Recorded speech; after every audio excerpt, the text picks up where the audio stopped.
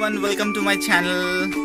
तो हर बार की तरह मैं जैसे आप लोगों को कुछ ना कुछ दिखाते रहता हूँ, आज भी आप लोगों को कुछ दिखाने जा रहा हूँ। बेसिकली आज मैं आपको गांव का एक प्रॉब्लम के बारे में बताने जा रहा हूँ या फिर दिखाने जा रहा हूँ। तो रिसेंट मेरे वीडियो में आपने देखा ही होगा, मैंने वहाँ पे एक ब्रिज दिखाया था या फिर जो दलंग दिखाया था जो कि टूट गया था हमारे फ्लड आने की वजह से।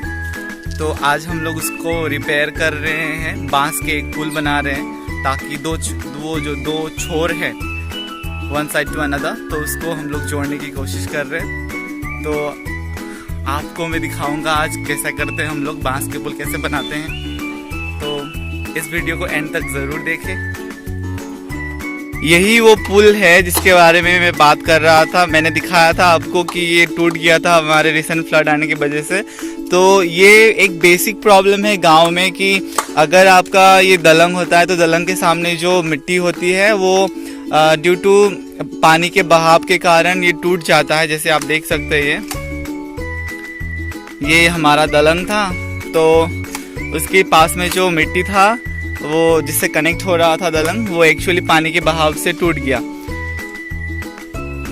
हम लोग उसको अभी, ये बेसिकली एक प्रॉब्लम है जो हर गांव वाले फेस करते हैं। तो अभी फिलहाल क्या हो रखा है कि इधर का उधर हम लोग अगर कुछ करना होता है तो हम लोग इस बांस के, ये जो बांस है बांस के हेल्प से हम लोग जाते हैं। बट मोटर हो या व्हीकल हो, कुछ भी यहाँ से आर पार नहीं हो सकता। इवन साइकिल यहाँ से पार करने में भी थोड़ा सा परेशानी होता है, कुछ भारी चीज़ ले जाने में भी प्रॉब्लम होता है। तो इस वजह से हम लोग आज बांस के पुल बना रहे हैं। तो आपको मैं दिखाऊंगा कि कैसे क्या करना होता है, कैसे बनता है। तो ये मेरे मौसा जी हैं और वो मेरे कज़िन, एंड ये इसको पहले छोटे छोटे टुकड़ों में भाग कर दिया जाता है, उसके बाद में उसके छोटे छोटे हिस्से किए जाते हैं। मैं आपको दिखा रहा हूँ, ये जो है पतला पतला, ये इसको काट के ऐसे रख दिया जाता है ताकि हम लोग उसका एक बांस का पुल बना सके। मैं आपको दिखाऊंगा कि पुल कैसे बनता है, उसका प्रोसेस क्या लगता है। अगर आपको ये टेक्निक जानना है तो वीडियो एंड तक ज़रूर देखिए, तो एंड तक आपको समझ में आ जाएगा। अभी एक्चुअली बारिश हो रही है, फिर भी हमें ये करना पड़ रहा है बिकॉज हमारी जो बेल है या फिर कुछ भी चीज़ें हैं इधर का उधर करने में बहुत परेशानी हो रहा है, तो इसलिए ये करना बहुत आवश्यकजनक हो गया है।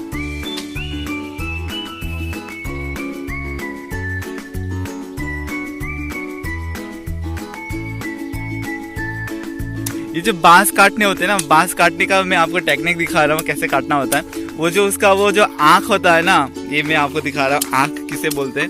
ये जो थोड़ा सा शार्प करके चीज़ है ना, तो उसको भी काटना होता है ताकि वो जो पुल बनाते हैं हम लोग तो उसमें ज़्यादा दिक्कतें ना हो।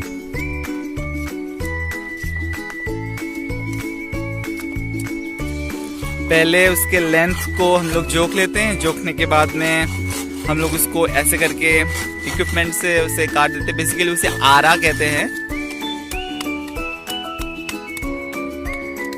मेरे इन वीडियो के द्वारा मैं एक्चुअली क्या करने की कोशिश कर रहा हूँ कि गांव में हम लोग जैसे मिनिमल लिविंग जीते हैं उनको आप लोग तक पहुँचाने की कोशिश कर रहा हूँ। तो इस कोशिश में मेरा ज़रूर हेल्प कीजिए।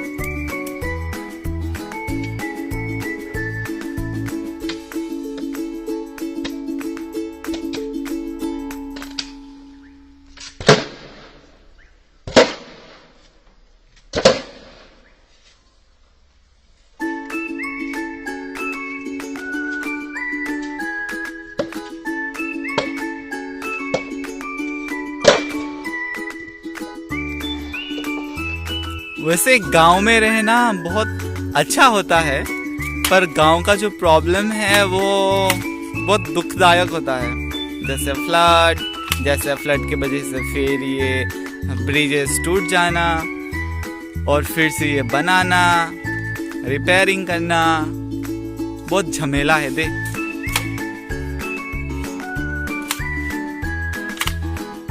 एक्चुअली क्या हुआ, ये जो हमारा ब्रिज है ना या फिर दलंग है, इसको क्या हुआ है, बहुत इट्स बीन अबाउट 10 साल से ज़्यादा हो गया होगा।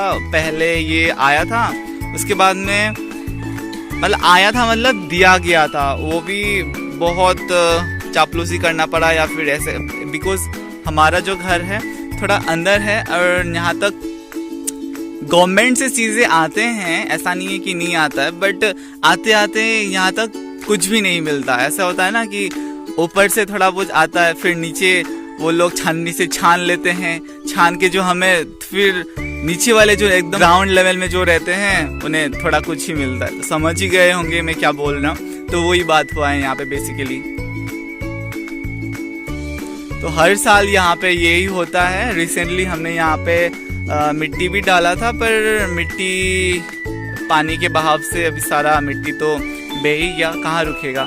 तो यहाँ पे बेसिकली क्या है कि अगर मिट्टी भी डालते हैं तो छोटे छोटे व्हीकल्स ही अंदर तक आप पहुँचते हैं, अदरवाइज जैसे ट्रैक्टर हो, ट्रैक्टर तो यहाँ पे घुसने का नाम ही छोड़ दो, यहाँ पे तो घुसेगा ही नहीं ट्रैक्टर। छोटे छोटे वैन हो या फिर हाँ छोटे छोटे वैन तक यहाँ पे घुस जाते हैं, बट अपार्ट फ्रॉम दैट वो बड़े बड़े उससे अगर थोड़े बड़े हो तो नहीं घुसेंगे।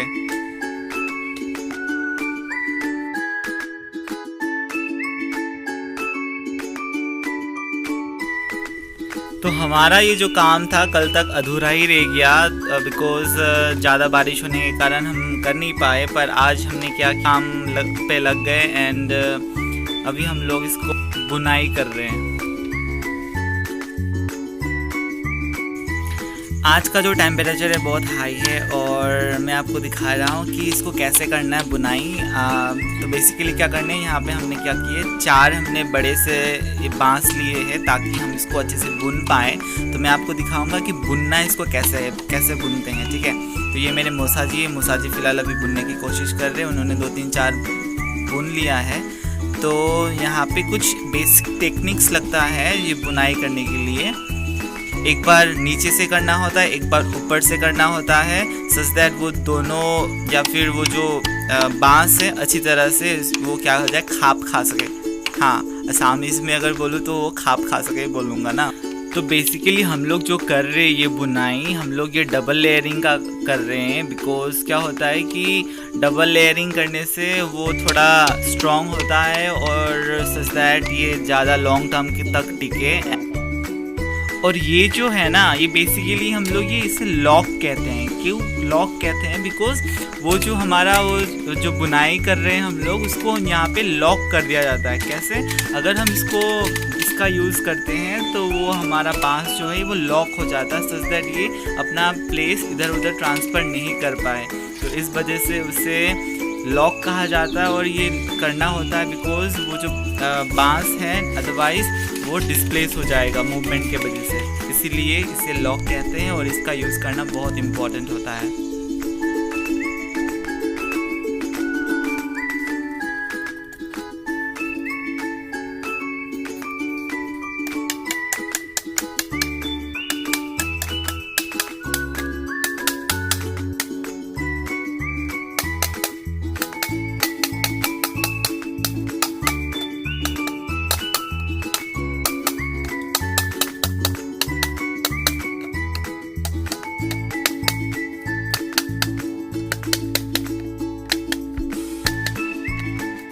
तो फाइनली ये एक जो हमारा फर्स्ट लेयर था ये बन के तैयार हो चुका है। अभी यहाँ पे बिछा दिया गया है एंड अभी देखिए इतना आराम हो रखा है चलने के लिए।